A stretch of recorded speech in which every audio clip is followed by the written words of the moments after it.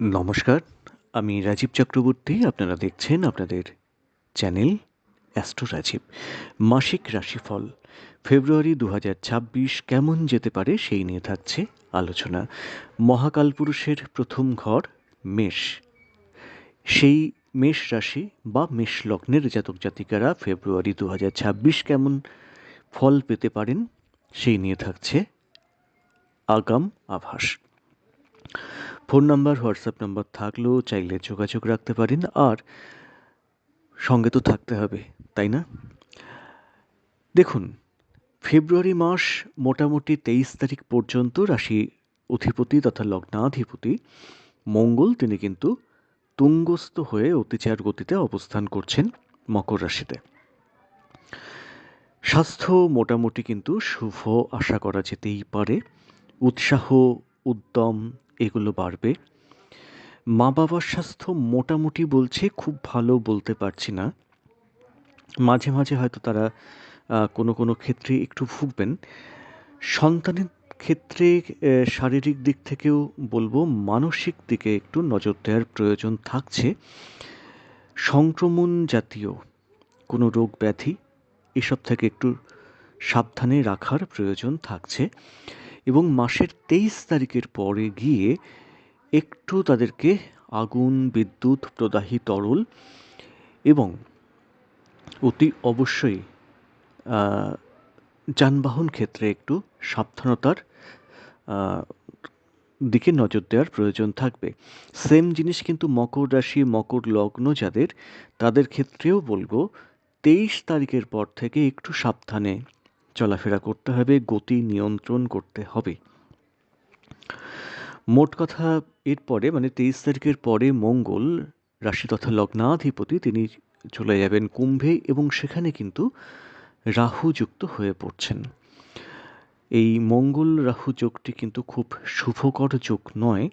তো সেই সময়ে গিয়ে একটু সাবধানতার প্রয়োজন থাকবে মেষের সার্বিক ক্ষেত্রে, নিজের ক্ষেত্রে, সন্তানের ক্ষেত্রে একটু সাবধানতার কিন্তু প্রয়োজন থাকছে। মেষের যে সমস্যাটা হচ্ছে মূলত তো মানসিক, শারীরিক থেকেও মানসিক। এই মানসিক ক্ষেত্রে একটু নিয়ন্ত্রণ কিন্তু প্রয়োজন আছে। এই সময় একটু জপ ধ্যান করুন, কোনো মন্দিরে গিয়ে বেশ কিছুক্ষণ থাকুন, দেখুন মনটা শান্ত হবে, শান্তি পাবেন। চলে আসবো অর্থক্ষেত্রে। অর্থ মোটামুটি কিন্তু হাতে থাকছে। অপব্যয় এটা নিয়ন্ত্রণ করতেই হবে। বিশেষ করে অপব্যয়টা নিয়ন্ত্রণ না করতে পারলে প্রয়োজনীয় অর্থ ধরে রাখা কিন্তু মুশকিল। তো আপনারা এই সময় সোনা বা কোনো মেটাল, দামি মেটাল, রূপো এসব ক্ষেত্রে আপনারা বিনিয়োগ করতে পারেন। কোনো ফিক্সড ডিপোজিট এইগুলো করে রাখতে পারেন। যাদের হাতে একটু উদ্বৃত্ত অর্থ আছে তাদের কথাই বলছি। মোটামুটি ১৬ তারিখের পর থেকে ১৬ তারিখ, হ্যাঁ, ১৬ তারিখ পর্যন্ত মোটামুটি স্বনিযুক্তি ক্ষেত্রটা তুলনামূলকভাবে শুভ। কারণ আমাদের টাকা আসে কোথা থেকে? নাই স্বনিযুক্ত ক্ষেত্র, নাই চাকরি, নাই ব্যবসা, তাই তো? চাকরি ক্ষেত্রে মাসের প্রথম অংশ, প্রথম অর্ধ বলা যায়, তুলনামূলকভাবে কিন্তু শুভ থাকছে। হ্যাঁ, কাজের জায়গায় একটা প্রেশার আছে, সেটা তো অন্য জিনিস। তুলনামূলকভাবে কিন্তু শুভ থাকছে। ২৩ তারিখের পর থেকে কিন্তু কর্মক্ষেত্রে শান্ত থাকুন, সাবধান থাকুন। শত্রুতা বাড়তে পারে বা কোনো ক্ষেত্রে চাপ এটা বাড়তে পারে। কোনো ক্ষেত্রে আপনার উপরে বদনাম দেওয়ার একটা চেষ্টা থাকবে, সেদিকে একটু সাবধান হওয়ার প্রয়োজন থাকবে। ব্যবসা তুলনামূলকভাবে শুভ হলেও ধার বাকির মধ্যে কিন্তু একদম যাবেন না। তাহলে কিন্তু ধার বাকি সেটা যে টাকা পয়সা সেটা উদ্ধার হতে সময় লাগবে। চলে আসবো সম্পর্ক। বাকস্থানে, মেষের বাকস্থানে অর্থাৎ দ্বিতীয় ক্ষেত্রে যেটা রয়েছে সেটা হচ্ছে শনিদেবের দৃষ্টি আছে। এরপরে ২৩ তারিখের পরে গিয়ে সেখানে মঙ্গলেরও দৃষ্টি পড়বে। ফলে এই জায়গাটা একটু বিষময় ব্যাপারটা রয়েছে। তাই বাক বা কথার উপরে নিয়ন্ত্রণ রাখুন। এই কথা থেকে যেন কোনো বিপদে আপনারা জড়িয়ে না পড়েন, মাথাটা ঠান্ডা রাখার দরকার আছে।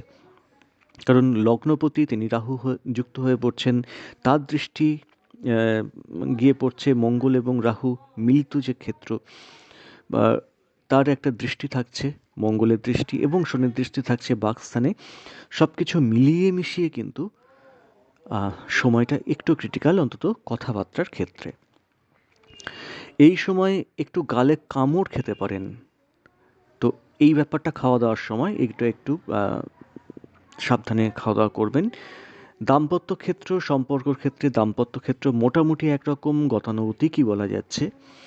তেমন খুব একটা যে রোম্যান্স বা খুব ঘনিষ্ঠতা, এই ব্যাপারগুলো বা খুব শান্তিতে থাকা, এই ব্যাপারগুলো কিন্তু ততটা না থাকলেও মোটামুটি গতানুগতিক, খুব খারাপ নয়। মাসের শেষে গিয়ে প্রেমে কিন্তু ভুল বোঝাবুঝি বাড়তে পারে। এই সময় অনেক রিলেশন ভাঙার মুখে বা ব্রেকআপের মধ্যেও যাওয়ার সম্ভাবনা থাকছে, তাই একেবারেই সাবধান। বাকস্থানে আবারও বলছি, বিষময় ক্ষেত্র, পঞ্চম স্থানটাও কিন্তু ড্যামেজ হয়ে থাকছে, ফলে রিলেশনের ক্ষেত্রে একদম সাবধান। সতর্ক থাকুন বন্ধু বা স্বজনের সঙ্গে ব্যবহারের ক্ষেত্রেও। খুব বিশ্বাস করার জায়গা এই মুহূর্তে কিন্তু নেই। চলে আসবো উচ্চ বিদ্যাক্ষেত্রে বা বিদ্যাক্ষেত্র। চতুর্থ ক্ষেত্রটা মোটামুটি যেটা হয়ে রয়েছে সেটা হচ্ছে কিছুটা পাপ মধ্যাগত, এবং নবমপতি দেবগুরু বৃহস্পতি, তিনি বিদ্যারও কারক গ্রহ বটে, তিনিও বক্রী হয়ে অবস্থান করছেন। উচ্চবিদ্যা তুলনামূলকভাবে শুভ হলেও বাধার মধ্যে অগ্রগতি থাকছে, বাধার মধ্যে অগ্রগতি, কথাটা রিপিট করলাম। নিম্নবিদ্যা, ধরুন হায়ার সেকেন্ডারি পর্যন্ত, কোথাও যেন একটু মনের চঞ্চলতা বা পড়তে বসলে বাধা, এইগুলো তৈরি হবে। মনের জোরে আপনাকে কিন্তু এগিয়ে আসতে হবে। তবে এই সময় যোগাযোগটা বাড়বে। এই যোগাযোগটাকে কাজে লাগিয়ে যদি আপনারা কোনো ক্ষেত্রটাকে তৈরি করতে পারেন, সেক্ষেত্রে আপনারাই লাভান্বিত হবেন বা লাভ পাবেন। আইন, আদালত, কোর্ট কাছারি, সব ক্ষেত্রেই সাবধান। ভাগ্যপতি বক্রী, রাশি অধিপতি তিনি রাহুযুক্ত হয়ে পড়ছেন, এবং দ্বাদশে শনিদেব, অবস্থাটা কিন্তু একটু ক্রিটিক্যাল। আসলে এই সমস্ত কথাগুলো আপনারা হয়তো সহ্য করতে পারেন না বা শুনতে চান না, কিন্তু কী করবো বলুন, যেগুলো হওয়ার সম্ভাবনা গোচরগত ক্ষেত্রে যেটা দেখছি, আমাকে তো সেটাই বলতে হবে, তাই না? তো একটু সাবধানতা প্রয়োজন তো রয়েছেই। তবে যাদের শুভ গ্রহের দশা চলছে বা অন্তর্দশা চলছে, তারা কিন্তু এতখানি যে নেগেটিভ কথাগুলো বলছি, এতখানি খারাপ ফল ডেফিনেটলি পাবেন না। আর একটা কথা বলে দেওয়ার দরকার, যারা বিদেশে আছেন তাদের ক্ষেত্রেও বলবো, সময়টা কিন্তু খুব সুখকর যাচ্ছে না। সে তো আপনারা নিজেরাই বুঝতে পারছেন, কারণ দ্বাদশ ঘরে শনিদেবের অবস্থান, সেটা না হয় ঠিক আছে, কিন্তু এই শনিদেবের উপরে এতকাল মঙ্গলের দৃষ্টি ছিল এবং রাহুর দৃষ্টি এখনও রয়েছে। ফলে বিদেশে যারা আছেন, শত্রুতার মধ্যে আছেন, প্রতিবন্ধকতার মধ্যে অনেকেই ফেস করছেন নানা রকম ক্ষেত্রে।